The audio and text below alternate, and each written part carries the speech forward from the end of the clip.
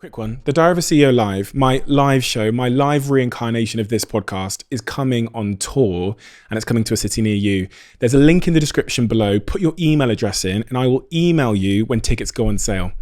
Can't wait to see you.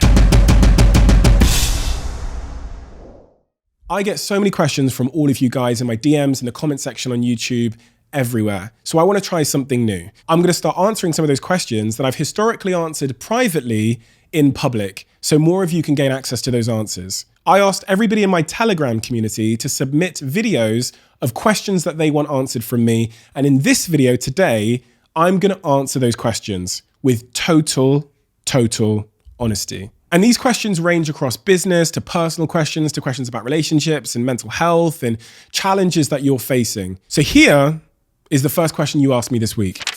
My name is Daniela, I'm 18 and I'm about to enter my first year at uni to study economics. I have a lot of commitments. I'm running a business with my business partner, I'm making music, I'm learning languages and I'm playing sports, and I worry that my focus is split. How do you suggest that I move forward? Do you think I should grit my teeth and balance everything to the best of my ability? Or do you think I should prioritize and sacrifice for better quality output, despite loving every single thing? I'm looking forward to your response. Thank you so much for listening. I think the single biggest lesson that I learned when I was starting off early in my business career was the importance of focus. And I had this drummed into me by one of my investors one day when I came to them and presented this new idea, which was an addition to the current company that I was building. And they hit me really hard with this like verbal whip and told me, they said, Steve, focus is everything. And that stayed with me. I was annoyed at the time because naturally when you're a creative person and a very inspired person, as many of us are, you have so many ideas. And the problem is you can't take on all of those ideas at once. And any attempt to do so compromises each individual idea. So if you have 3 ideas and you're giving them 33% of your time each, the chance of mastery or success in any of those things is drastically reduced. And especially when it comes to business, if you're giving anything less than 100% of your focus to your business, you can rest assured that there are very competent, probably better funded competitors out there that are giving 100%. Focus and your time is the only currency that you have. So making the decision to invest only a part of your time and focus into what you're doing is a decision to reduce the chance of a really successful outcome. And here's another thing. So I don't know how solid this is as advice, but honestly, when you're young and you're broke and you're bootstrapping, focus matters even more. So for me, what I would do, and when I think about the 50 years of my career, is at the very start, I'd go very narrow. And I'd try and succeed in something that will be the gateway, if it is successful, to me being able to build my resources, my financial resources, my team, so that I can focus on multiple things. And that's really the trajectory I've taken in my life. I, at 18 years old, focused on one thing, one business idea, and really nothing else. And when I say nothing else, I also mean a lot of personal things were sacrificed. I focused on that for about 7 years in total. That business became a success. I now have resources to allocate against multiple things that I want to do, which frees up more time. So I can start companies now and not even be the CEO of these businesses. But when you're starting out in life, in your career, that's not a luxury you have. So my advice for young people would be to do everything in your power to focus. In business, what we do is we operate in sprints, which means when you have an idea, you assemble a team around it and you focus them for a dedicated and predetermined period of time, say 3 months or 6 months, only on that idea to give it its best possible chance of success. And after those 6 months, you assess it and you make very brutal, very honest, very ego-free decisions whether to continue or not. That's how I like to think about focus and projects and how to make the decisions around allocating your time. What you really should do if you want to give an idea its best possible chance of success, if you want to give DJing your best possible chance of success or writing that book or becoming a content creator, is you should look at the task and dedicate the next 6 months to doing that and only that. If you allocate time to other things in that period, you're reducing the chance of a positive outcome for that one thing. And I tend to see as well, especially young entrepreneurs, when they have multiple businesses and multiple things they're pursuing and multiple things they're trying to master at the same time, as the phrase goes, they become the master of none, which means they kind of stumble through life, never really achieving any real substantive success, because they've spent all of their life trying things in a half-assed, timid way. If you want to be successful, if you want to get mastery in anything that matters to you, here's where discipline really, really matters. You have to install into your mind something I call the someday shelf, which is inspiration comes to you. You have a new idea when you're walking down the street or in the shower. You think, that's brilliant. That will be a multi-gazillion dollar idea. We all do it. If you want to be successful, don't then add it into your successful idea. Don't then try and contend with two different ideas and give 50% to each. Put it on the someday shelf and see if it nags you. The great ideas will sit there on that someday shelf and they will nag you. And if it nags you for long enough, 6 months, for a year, then maybe it's time to take action. But my mind has a someday shelf on it that has hundreds and hundreds and hundreds of things on it. And if something sits there for more than a year, more than 6 months, and it's still screaming at me, and it doesn't dissolve away and collect dust on the someday shelf and disappear into the back, then I pull it forward and I put a plan in place to give it the sprint it deserves, to resource that idea and give it its best possible chance of success. Hiya, Stephen. My name's Chloe, and my question to you is, what do you believe to be the most important character trait that a person has to possess in order to achieve a hugely successful business? I would love to know. In terms of character traits to build really successful businesses, I kind of think of it in stages, and I think of it in stages of the business's life. The question here is about the character traits. It's not about skills or talent or resources. It's about character. So at the very start of launching your company, the most important character trait is self-belief, is believing that you can.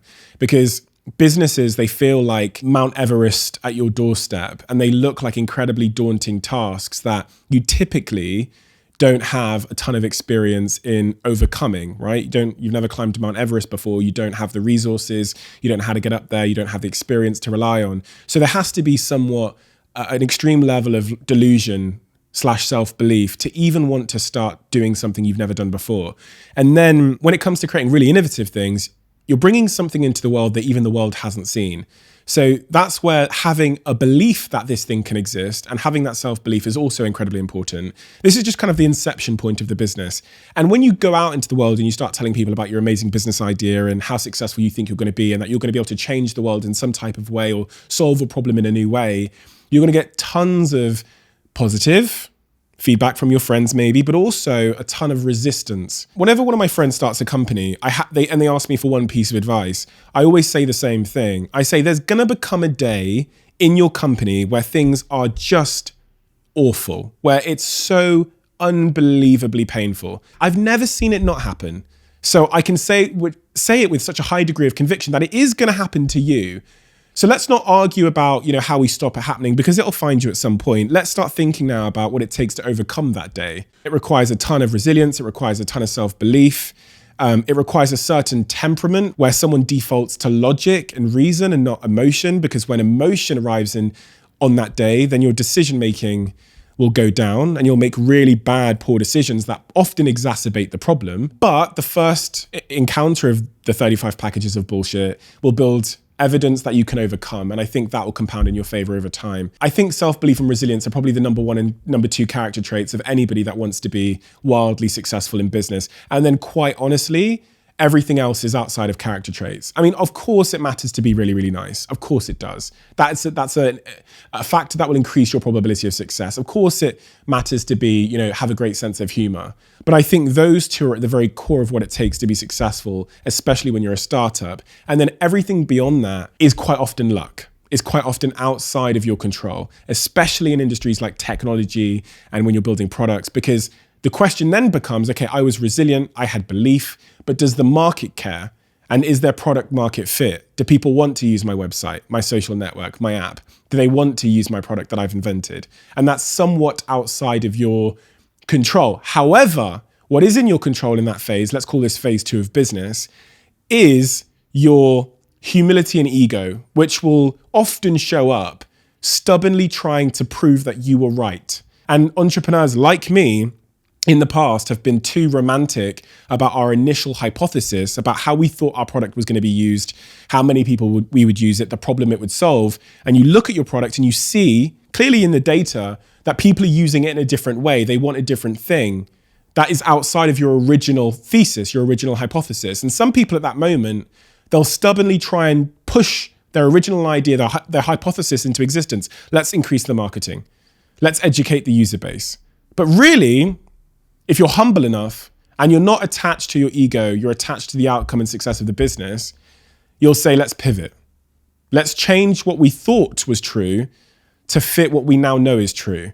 And that's where I think humility and a little bit of experience, because I think experience generates humility, comes from. You know, when I sit here on the podcast and I speak to people like Tom from Monzo and other founders of these massive companies that have disrupted industries, one of the things they consistently say to me is, I now know it was 10 times harder than I thought, and we were like 10 times wrong in our initial hypothesis about how this business would play out than I originally realized. Throughout all of this, as I've said multiple times in my podcast, from day one to the day that you exit the business for $500 billion, sales is everything. Sales is at every single touch point. And also, especially as your business gets bigger and bigger and bigger, it's incredibly important to be self-aware, because there's going to be a million things that you're actually not that good at that need to be done within your business. There's going to be a million things, whether it's finances or, you know, typing into Excel sheets, or it's creative, or it's whatever. And so many entrepreneurs I know, especially young, inexperienced entrepreneurs that I know, fail late in the day. Their business explodes at first and then plateaus and then declines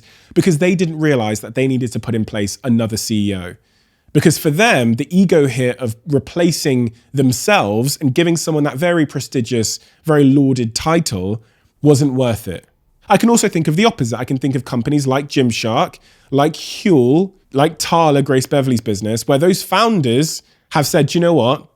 There's someone better to run the company. It's super successful. I'm going to get out of its way, and I'm going to spend all of my time doing something else that I'm uniquely positioned to do. This is an incredibly important skill. And even in the companies that I found now, I say to myself, am I really capable of being the CEO? Is that really where I should be playing?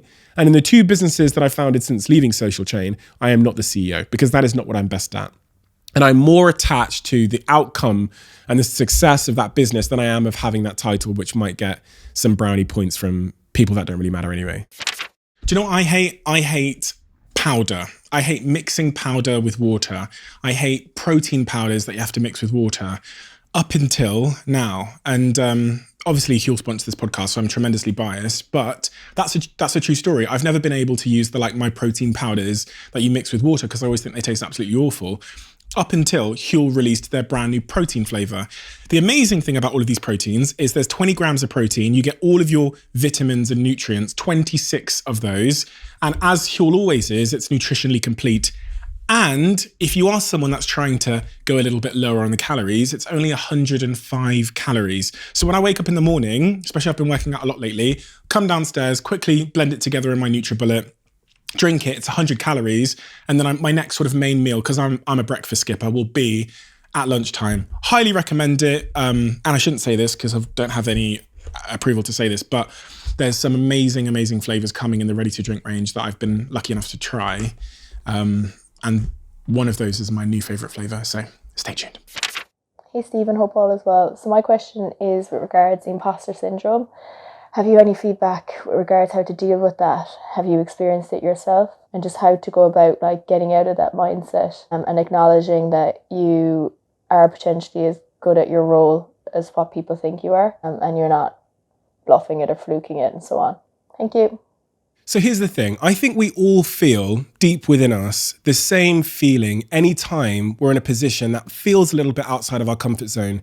Sometimes that feels like a little bit of nerves in your chest. For example, when I go up on stage and I know there's 10,000 people behind the curtain, of course I feel that in my chest. Of course I have that tingling, that sensation that they call butterflies. However, I don't interpret it as being fear, as being a signal to escape or to avoid the scenario.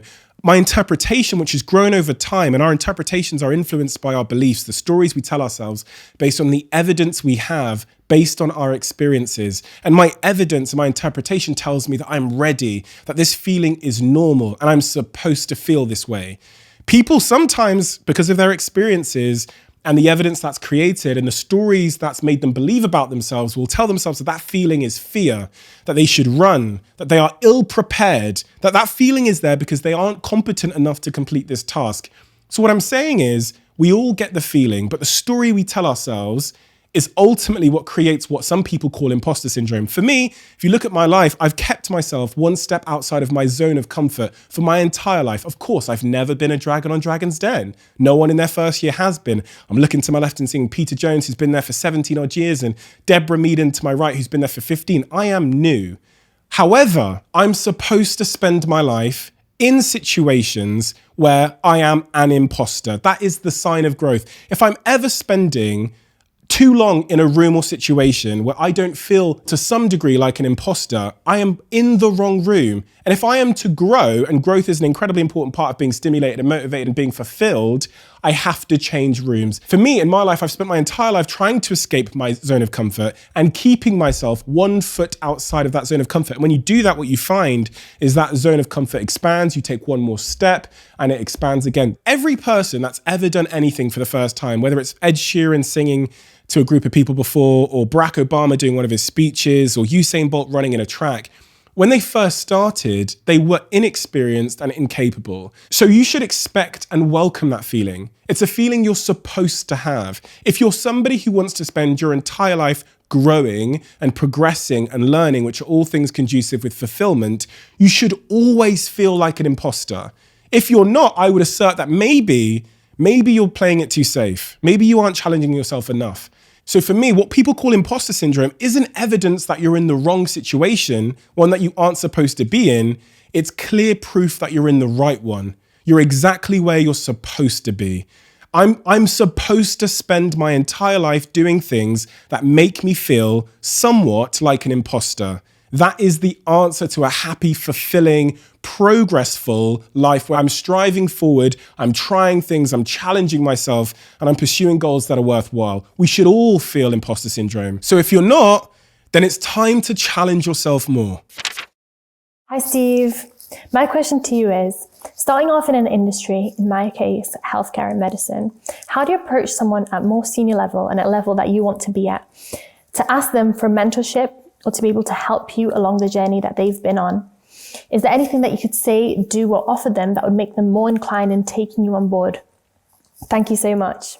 The answers to these complex, especially professional questions, as it relates to asking people and progressing, are always so simple, yet we complicate them. And that would be my answer. Genuinely, it would be the person you're speaking to, put yourself in their shoes. How busy are they?